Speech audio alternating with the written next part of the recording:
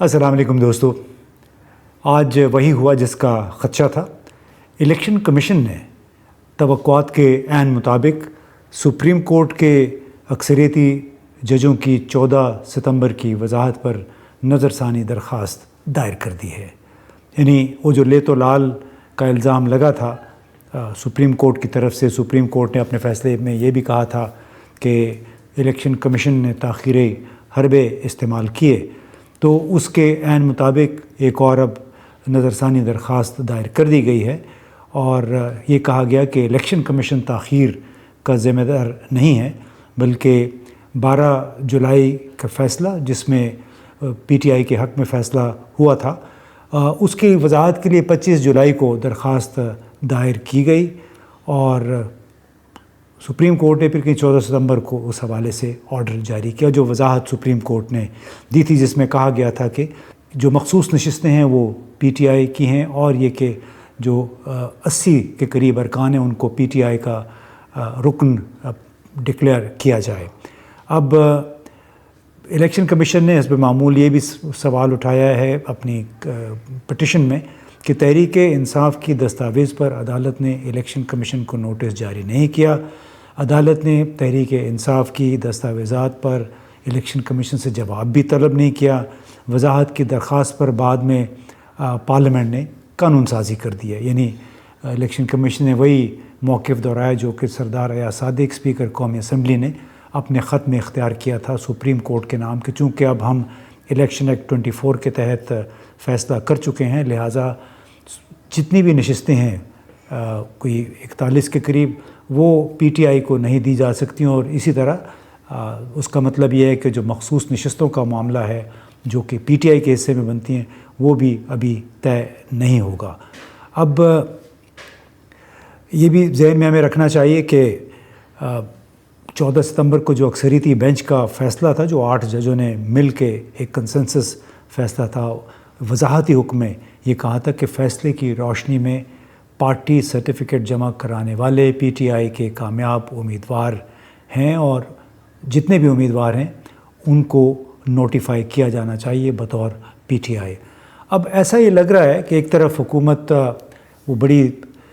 ترامیم کرنا چاہ رہی ہے، ابھی بھی ان کے دل میں کوششیں میرا خیال ہے جاری ہیں، اور دوسری طرف الیکشن کمیشن ایک انسٹرومنٹ بن گیا ہے مزاحمت کا سپریم کورٹ کی۔ سپریم کورٹ کے احکامات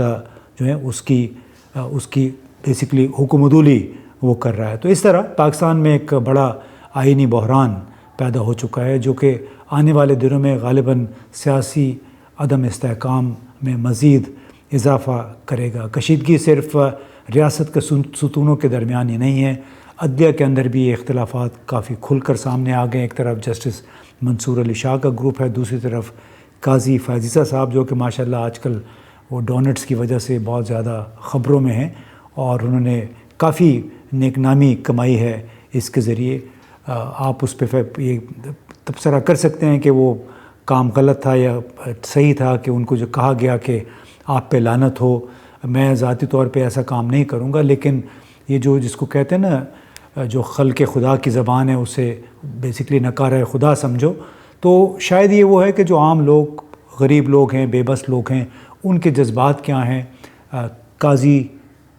فائز عیسیٰ صاحب کے فیصلے دیکھ کے، ان کا کانڈکٹ دیکھ کے۔ اب یہ جو بحران بن رہا ہے پاکستان میں اس وقت، اور اس میں خطرہ یہ ہو چلا ہے کہ پاکستان کی جو جمہوری آزادیاں ہیں، جو آئین میں درج حقوق ہیں، وہ مسلسل خطرے میں ہیں، اور اسی کی طرف سلمان اکرم راجہ نے آج اشارہ کیا جب وہ تمام وکلاء اپنا ایک احتجاجی مارچ کر رہے تھے سپریم کورٹ کی طرف اور پارلیمنٹ کی طرف، کہ کس طرح پاکستان کا مستقبل اس وقت خطرے میں پڑا ہوا ہے۔ تو آئیے دیکھتے ہیں کہ سلمان اکرم راجہ نے کیا کہا۔ ایک ملک کی تحریک کا آغاز ہے، آپ دیکھیں گے یہ معاملہ صرف آئی این ایف یا پی ٹی آئی تک محدود نہیں رہے گا۔ پاکستان کا ہر شہری سمجھتا ہے، جانتا ہے، باشعور ہے کہ اس کے ساتھ کیا کھلواڑ ہو رہا ہے۔ 8 فروری کے الیکشن کو کیسے لوٹا گیا، اس کے بعد اب کیا قانون سازی اس اسمبلی سے کرائی جا رہی ہے، آئین کا حلیہ بگاڑا جا رہا ہے، ایک کالی عدالت قائم کی جا رہی ہے ایک منظور نظر جج کے تحت۔ جس کے ذریعے ہر غلط کام کو صحیح کرانا مقصود ہے۔ ہم نے اگر اس ملک کو جنگل نہیں بننے دینا تو ہمیں باہر نکلنا ہوگا، ہمیں تحریک چلانی ہوگی۔ ہم صرف ٹی وی پہ اپنی زندگی نہیں گزار سکتے، یہ معاملہ ہماری زندگیوں کا ہے، یہ ٹی وی پہ ٹاک شو نہیں ہے۔ میں آپ سے ہر پاکستانی سے التجا کرتا ہوں، ہمارا ساتھ دیجیے، معاملے کی نزاکت کو سمجھیے، اپنے بچوں کے لیے، آنے والی نسلوں کے لیے ہمارا ساتھ دیجیے، ورنہ ہمارے بچے اسی طرح کشتیوں میں ڈوبتے رہیں گے، ملک سے بھاگتے رہیں گے۔ ہم نے اس ملک کو سنوارنا ہے، اور یہ ملک تبھی سنورے گا جب یہاں آئین اور قانون کی حکومت ہوگی۔ ہم نکلے ہیں آئین اور قانون کی حکومت قائم کرنے کے لیے۔ ہر پاکستانی کو ہماری دعوت ہے، ہمارے ساتھ چلے۔ اب کوئی موقع نہیں ہے کوتاہی کا، یہ انتہائی نازک لمحہ ہے۔ ہم بار بار کہتے ہیں نازک لمحہ ہے، لیکن حقیقتاً آج ہم ایک کھائی کے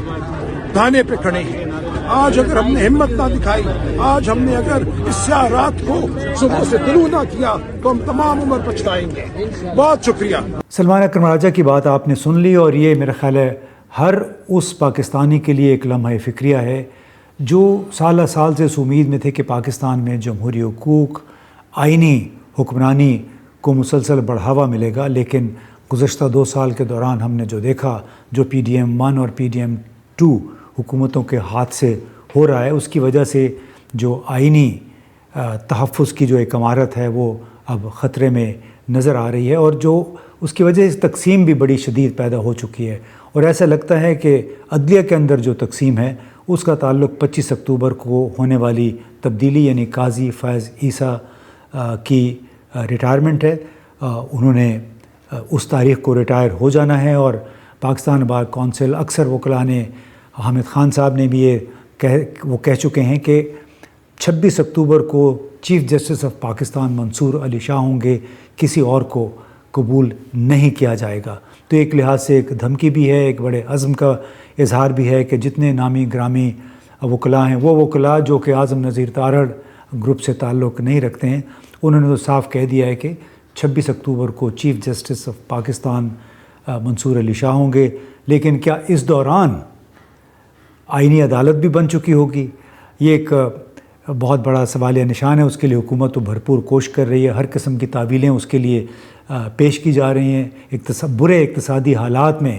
آپ ایک اور سپر سٹرکچر کھڑا کرنے کی کوشش کر رہے ہیں، اور ایسا سٹرکچر ہوگا جس کی نامزدگی بنیادی طور پہ وزیر اعظم کے ہاتھ میں ہوگی، یعنی وزیر اعظم پھر اپنی مرضی کے لگائے ہوئے ججوں سے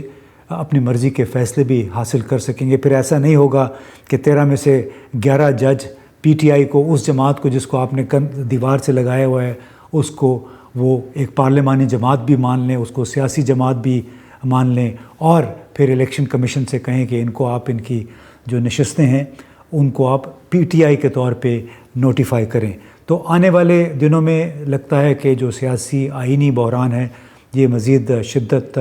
اختیار کرے گا۔ اس میں ایک کیویٹ ہے جو کہ بڑے بڑے صحافی ہیں وہ بھی کہہ رہے ہیں کہ جی سپریم کورٹ کے پاس اختیارات کیا ہیں، کیا وہ اپنے فیصلوں پہ عمل درآمد کروا سکتی ہے؟ تو جناب، جب آرگیومنٹ یہاں تک آ جائے کہ سپریم کورٹ نے ایک فیصلہ دیا اور وہ اپنے فیصلے کروانے میں، ان پر عمل درآمد کروانے میں بے بس ہے،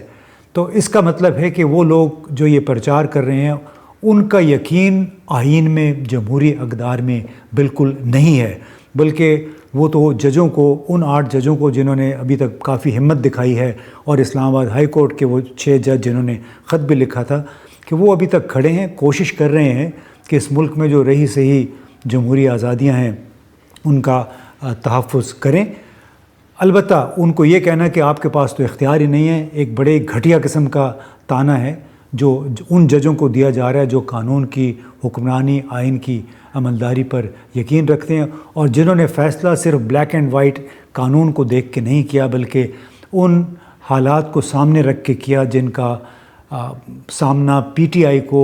انتخابات سے پہلے، انتخابات کے دوران اور انتخابات کے بعد کرنا پڑا، جس کی وجہ سے بار بار اس پارٹی کو عدالتی دروازے کھٹکھٹانے پڑ رہے ہیں انصاف کے لیے۔ بہت بہت شکریہ۔